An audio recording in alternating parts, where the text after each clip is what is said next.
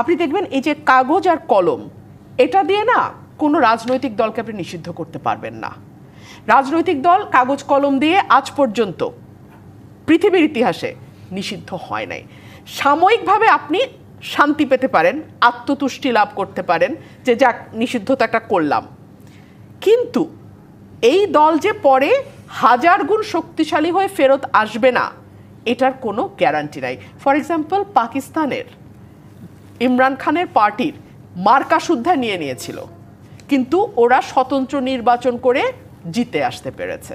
So মানুষের মন থেকে মোছার জন্য কাগজ কলমের প্রয়োজন নাই।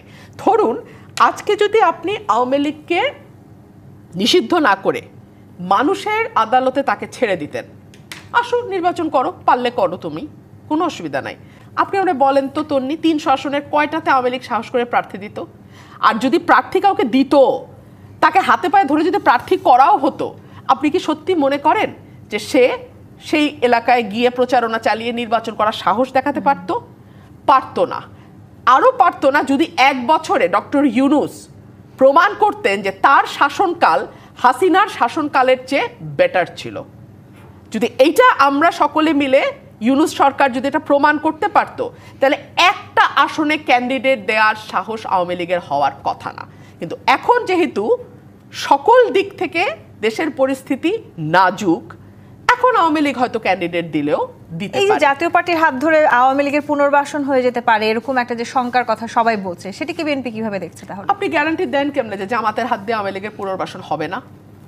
আমরা দেখি নাই যে লোয়ার টায়ারের যারা নেতাকর্মীরা আছেন তারা প্রাণ বাঁচাতে, যান বাঁচাতে, সম্পদ বাঁচাতে, বাড়ি বাঁচাতে, ঘর বাঁচাতে, বউ বাঁচাতে, বাচ্চা বাঁচাতে আওয়ামী লীগ জামাতে গিয়ে জয়েন দিয়েছে? দেখেন নাই আপনারা নিউজ? আমরা তো দেখছি। কিন্তু আবার এই যে সবাই এক একবার এক এক সময় নিজেদের, এবং আমি একটা কথা একটু বলি তন্নি, এই জামাতে ইসলামী কি সর্বপ্রথম বাংলাদেশে আওয়ামী লীগকে মাফ করে দেওয়ার বক্তব্য দিয়ে তার যাত্রা শুরু করে নাই? তো তাহলে আপনি জাতীয় পার্টি বা অন্য দলের নাম নিচ্ছেন কেন?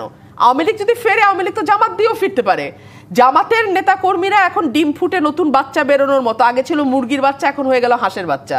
ছিল তারা আওয়ামী লীগ, হয়ে গেল এখন শিবিরের প্রার্থী। দেখছেন না? দেখছেন তো আপনারা।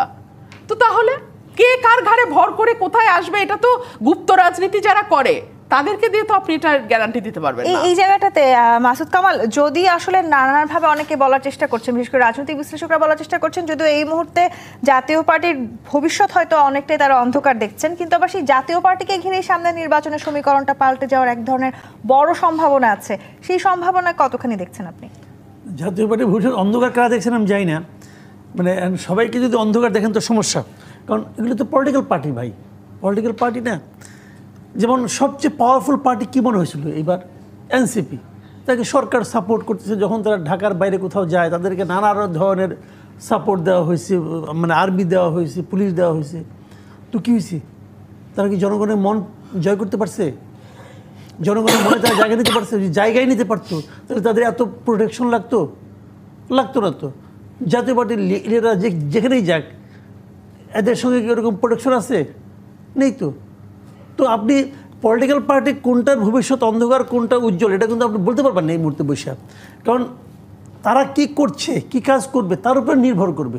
যেমন আমি নিজেই কিন্তু এই গত বছরের 5ই আগস্টের পরে আমি কিন্তু মানে স্টুডেন্টদের পলিটিক্যাল পার্টির ভবিষ্যৎটা আমি খুবই আশাবাদী ছিলাম। কিন্তু তো আমার তো হতাশ হতে খুব একটা সময় লাগে নাই, অনেকেই লাগে নাই। আবার জাতীয় পার্টির গত 15 বছর ভূমিকা নিয়ে আমি খুবই হতাশ ছিলাম, আমার কাছে ভালোই লাগতো না। এবং একটা কথা তো আমি ভুলতেই পারি না, আমার কাছে মানে রীতিমতো আমার কাছে মানে আঘাতপূর্ণ মনে হয়েছিল যে যখন জিএম কাদের ইন্ডিয়া থেকে এসে বললেন অনেক কথা হয়েছে, ওরা অনুমতি না দিলে বলতে পারবো না, আমি পুরো হতাশ হয়ে গেছি। কী বলে একজন পলিটিক্যাল লিডার?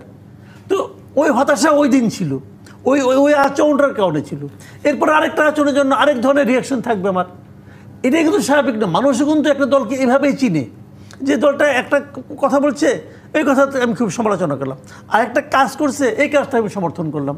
তো আগামীতে নির্বাচনের সময় কি হবে, নির্বাচনের সময় জনগণের সামনে কোন পার্টি কি এজেন্ডা নিয়ে যাবে, এটা দেখেই কিন্তু মানুষ নিশ্চয়ই ভোটটা দিবে। কিন্তু আবার অতীতের যে ভুলগুলো আসলে হয়েছে সেই ভুলগুলোও তো আসলে মানুষের দীর্ঘদিন মনে থাকবে। ভুল সেই তো হয়। জায়গাটি থেকে আসলে জাতীয় ভুল হয় না পার্টি কার বলেন তো, আপনি পৃথিবীতে একটা দল দেখা যায় কোনো ভুল হয় নাই? নিশ্চয়ই জাতীয় পার্টি আসলে কতখানি নিজেদেরকে শুধরে নেওয়ার চেষ্টা করছে, কিংবা জাতীয় পার্টি আসলে এই নির্বাচনী সমীকরণে নিজেদেরকে ঠিক কোন জায়গাটিতে রাখতে চায়? ব্যারিস্টার শামীম হায়দার পাটোয়ারি, যে ভুলগুলো আসলে অতীতে জাতীয় পার্টি করেছে কিংবা আওয়ামী লীগের সাথে থাকবার মতো আসলে যে অভিযোগ জাতীয় পার্টির বিরুদ্ধে আছে, সেখান থেকে আসলে জাতীয় পার্টি বেরিয়ে আসতে পারবে, নাকি রাজনৈতিক বিশ্লেষকরা আসলে যেটি মন্তব্য করছেন যে জাতীয় পার্টির সামনে ভবিষ্যতে আরো বেশি অন্ধকার, সেই পথেই হাঁটবে? আমি মনে করি জাতীয় পার্টি গত 1 বছর অত্যন্ত সাহসিকতার সাথে সঠিক রাজনীতি করেছে। জিএম কাদের অত্যন্ত সাহসিকতার সাথে গণতন্ত্রের পক্ষে কথা বলেছেন। এই সরকারের সমালোচনা প্রথম উনি করেন এবং আরো অনেক কিছু নতুন তত্ত্ব উনি প্রথম দেন, যেটা 1 বছর 6 মাস পরে কিন্তু প্রমাণিত হচ্ছে সত্য। কিন্তু জিএম কাদের কথা আপনি যখন বললেন, আপনাদেরকে দীর্ঘ সময় আসলে বিরোধী দলীয় এক ধরনের তকমা নিতে হয়েছে যে আপনারা গৃহপালিত বিরোধী দল, সেই তকমাগুলো থেকেও তো বেরিয়ে আসার প্রয়োজন আছে। আচ্ছা, মনে করেন সামনের ইলেকশনে আওয়ামী লীগ নাই, মনে করেন জামাত ইসলামী বিরোধী দল হলো, জামাত ইসলামী কি বিরোধী দল হবে বিএনপি থাকা অবস্থায়? মানে ওই 14-18 থেকে বেটার কিছু হবে? কোনো চান্স নাই। তারা একসাথে আন্দোলন করেছে, একসাথে জোট করেছে 8-এ, একসাথে জোট করেছে 18-এ, একসাথে জোট করেছে ইনফরমালি 2001-এ। কিন্তু এখন যদি বিরোধী দলের জামাত যায়, ওই একই গৃহপালিতই হবে। গৃহপালিত হবে না, কিন্তু অন্যরকম হবে, ইফেক্টিভ হবে না, আগেরটারই রিপিট হবে। আমরা যেটা অনুভব করছি, কেউ কেউ এটাও বলছে যে 3টা ইলেকশন বিতর্কিত হয়েছে, এখন সামনের 3টে ইলেকশন বিতর্কিত হবে, কোনো সমস্যা নেই। এটা তো রাজনীতির ভাষা হতে পারে, এটা আবেগের ভাষা হতে পারে। জাতীয় পার্টি তার জনগণের হৃদয়ে আছে, জনগণ জাতীয় পার্টিকে রক্ষা করবে, আগেও করেছে। 91 সালে করেছে না, দরজা ভেঙে ডিসির কলার ধরে উঠিয়েছে 91 সালে রংপুর গাইবান্ধায়, যখন এরশাদের নমিনেশন বাতিলের জন্য পায়তারা করা হয়েছিল। 2000 সালে যখন এরশাদ স্যারের নমিনেশন বাতিল হয়ে গেল, সাথে সাথে 111 হয়ে গেল, জাতীয় পার্টি নেমে গেল। তো জাতীয় পার্টির সাথে জনগণের একটা অংশ আছে, বিশাল অংশ আছে। বাকি যেগুলো বলা হচ্ছে এগুলো হচ্ছে প্রোপাগান্ডা এবং এই যে ফোবিয়া থেকে বলা হচ্ছে। আমরা মনে করি আওয়ামী লীগ ফিরে আসবে যদি এই সরকার ব্যর্থ হয়, যদি সামনের সরকার ব্যর্থ হয়।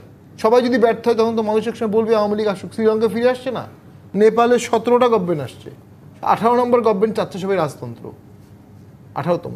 একজন কিং ছিল, কিং চার্লস ইংল্যান্ডের, তার বাবাকে ক্রমওয়েল মাথা কেটে দিয়েছিল সবার সামনে জনসম্মুখে।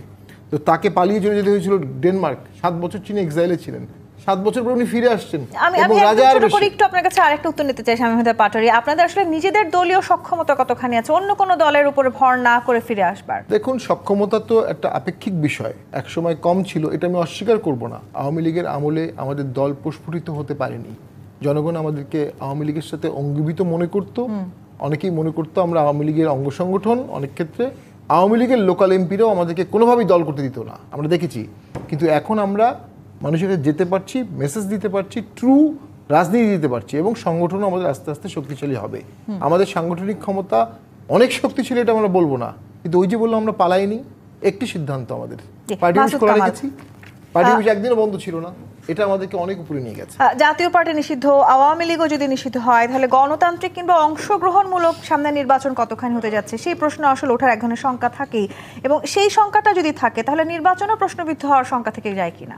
শুনেন, জাতীয় পার্টিকে যদি এই যে এখন যে হুজুগটা উঠছে, যদি এই হুজুগের মাধ্যমে জাতীয় পার্টিকে নিষিদ্ধ করা যায়, তাহলে রাজনৈতিকভাবে সবচেয়ে লাভবান হবে জামাত ইসলাম। কারণটা বলে তখন কেউ জানেন, তখন নির্বাচনটা, পুরো নির্বাচনী যে প্রক্রিয়াটা, এর লাগামটা থাকবে তার হাতে। এখন তারা নানা ধরনের আওয়াজ তুলছে, কিন্তু একবারও বলছে না আমি নির্বাচন বর্জন করবো, বলতেছে না। কিন্তু যেই জাতীয় পার্টি না থাকবে, তখন তারা যদি বলে বসে যে আমাদের এই দাবি না মানলে আমরা নির্বাচনে যাব না, নির্বাচন হবে না রে ভাই। তখন বিএনপি কাকে নিয়ে নির্বাচন করবে? এই সরকার কাকে দিয়ে নির্বাচন করাবে? কিচ্ছু হবে না এটা। তাহলে এইটা মানে মূল লাভবান হবে জামাত ইসলাম এখানে। আর জামাত ইসলাম কি চাচ্ছে? জামাত ইসলাম চাচ্ছে নির্বাচনটাকে বিলম্বিত করার জন্য। কারণটা কি? কারণটা যেই না নির্বাচন হয়ে যাবে, সে তো ক্ষমতায় যেতে পারবে না ভাই, ক্ষমতা যাবে অন্য কোনো পার্টি। এখন তো সে নির্বাচনে বিজয়ী না হয়ে ক্ষমতা ভোগ করতেছে, তো এই ক্ষমতা তখন তারা ভোগ করতে পারবে না। তো এই যে জটল, এই জন্যই কিন্তু তারা এই জন্যই চাচ্ছে যে কোনোভাবে এটাকে নিষিদ্ধ করা যায় কিনা, এবং এটা ওদের একটা মূল দাবির মধ্যে পড়ে যাবে। দেখেন কয়দিন পর দেখেন আজকে আসলে যে রাজনৈতিক দলগুলো আলোচনা করছেন প্রধান উপদেষ্টার সাথে, তারাও অনেকে বলেছেন যে তারাও আসলে এই স্বৈরাচার শেখ হাসিনা সরকারকে সহযোগিতার অভিযোগে জাতীয় পার্টি নিষিদ্ধ দেখতে চান। কি বলেছে আমি জানি না, তারা কেন বলেছে তাও জানি না, কিন্তু এটা অর্থহীন দাবি ভাই। আমি আমি এই আবার বলি আপনাকে, আমি আসলে ব্যক্তিগতভাবে কোনো রাজনৈতিক দলকেই নির্বাহী আদেশের মাধ্যমে নিষিদ্ধ করার পক্ষে নয়, একদমই না, কোনোদিনও ছিলাম না। যখন জামাত ইসলামকে নিষিদ্ধ করেছিল 3 তারিখে, আমি 3 তারিখে বলছিলাম এই কাজটা আওয়ামী লীগ ঠিক করে না, আমরা এটা করতে পারে না। কারণ নিষিদ্ধ করে কখনো কাউকে নিশ্চিহ্ন করা যায় না, নিষিদ্ধ করতে পারে জনগণ। জনগণ যদি তাকে প্রত্যাখ্যান করে তাহলে সেই দল থাকে না, সেই দল ধীরে ধীরে হারিয়ে যায়। জনগণ প্রত্যাখ্যান না করলে সরকার নির্বাহী আদেশের মাধ্যমে কি দলকে নিষিদ্ধ করবে, অথবা সরকার নানা রকম ক্যারিকেচার করে একটা দুর্বল দলকে প্রধান বিরোধী দল বানাবে, যেটা 14 বছর জাতীয় পার্টিকে বানাইছিল। এতে যাকে বানায় সে ক্ষতিগ্রস্ত হয়। জাতীয় পার্টি কিন্তু ক্ষতিগ্রস্ত হয়েছে ওই বিএনপির প্রেমে পড়ে। আর এদিকে আপনি যখন তাকে নিষিদ্ধ করবেন সে আরও পাওয়ারফুল হবে। জামাত ইসলাম আগের চেয়ে পাওয়ারফুল হয়েছে না, এই কারণে হয়েছে। আপনি যত সরকার প্রশাসন যত একটা দলকে মানে আপনার করবে, নিপীড়ন করবে, তাকে ঠেলবে, দেয়ালের দিকে নিয়ে যাবে, তত সেই দল জনগণের মনে জায়গা করে নেবে। এটা ভাই ইতিহাস, এটা খেলে আমাদের দেশে না, পৃথিবীর সব দেশই।